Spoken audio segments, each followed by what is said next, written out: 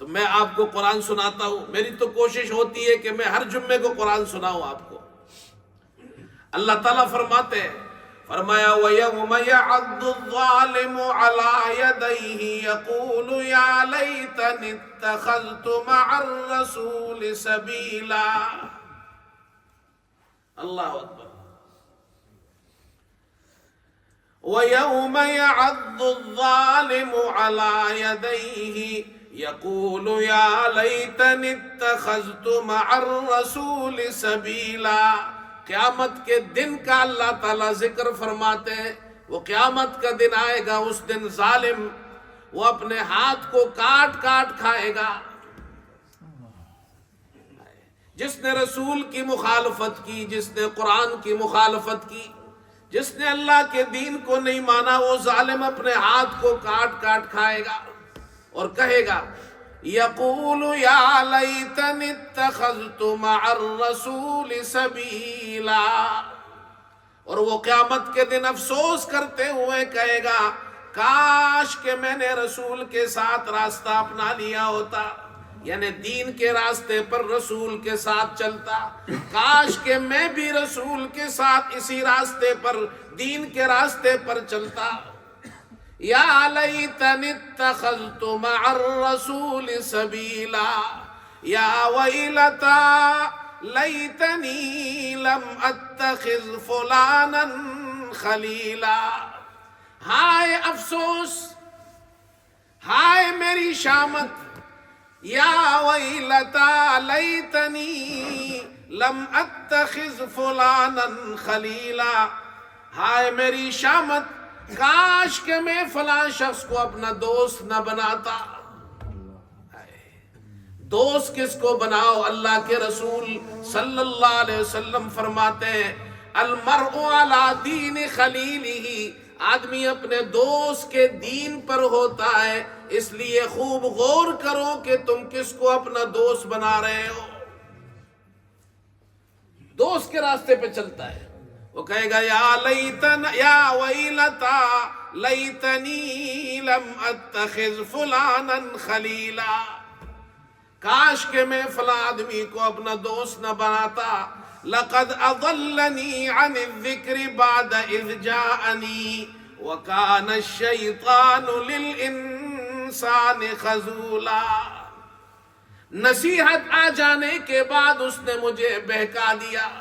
میرے پاس نصیحت آ گئی تھی لیکن میرے اس دوست نے مجھے گمراہ کر دیا، مجھے اس راستے سے دور کر دیا.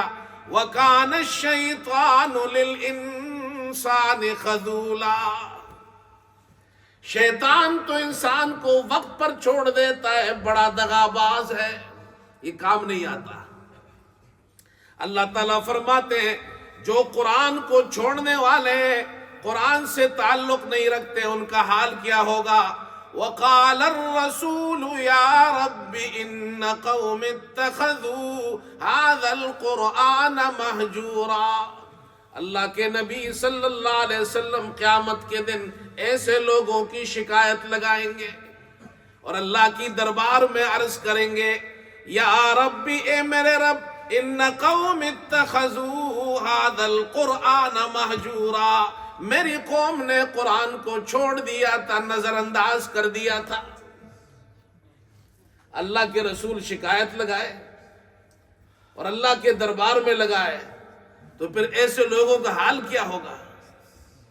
اللہ کے رسول فرمائیں گے میری قوم نے قرآن کو چھوڑ دیا تھا. یا رب ان قوم اتخذوا هذا القرآن مہجورا. یہ آیت کافروں کے لیے ہے کہ وہ قرآن پر ایمان نہیں لائے، قرآن کو چھوڑ دیا.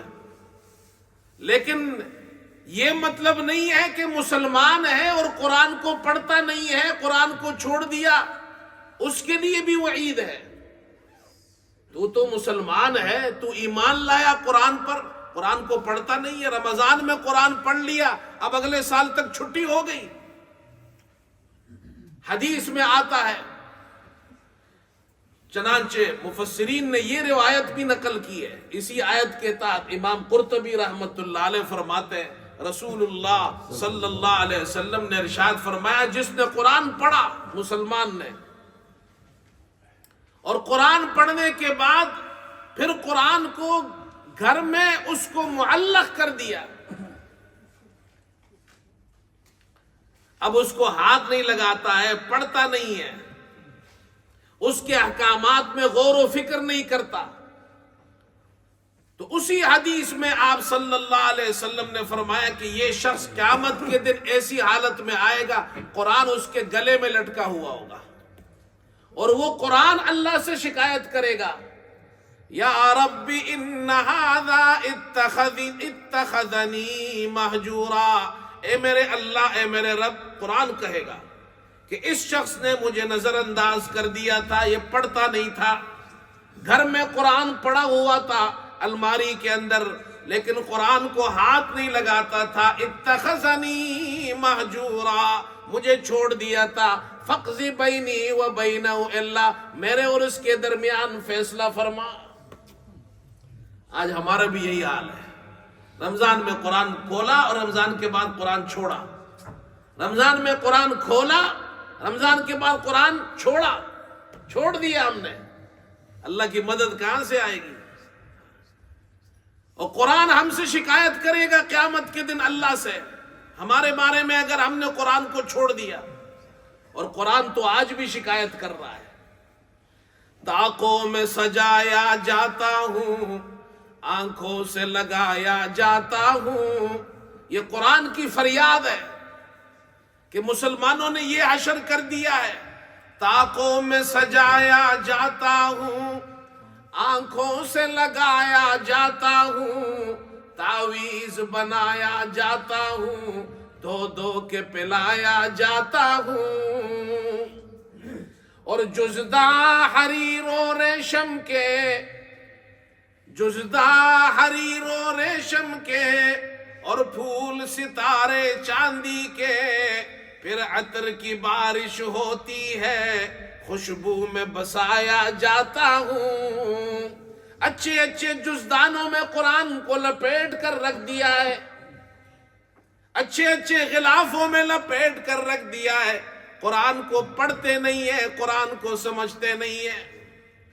جس طرح سے طوطے مینا کو کچھ بول سکھائے جاتے ہیں، اس طرح پڑھایا جاتا ہوں، اس طرح سنایا جاتا ہوں، قرآن میں غور نہیں کرتے، ترجمہ نہیں پڑھتے، سمجھتے نہیں ہیں۔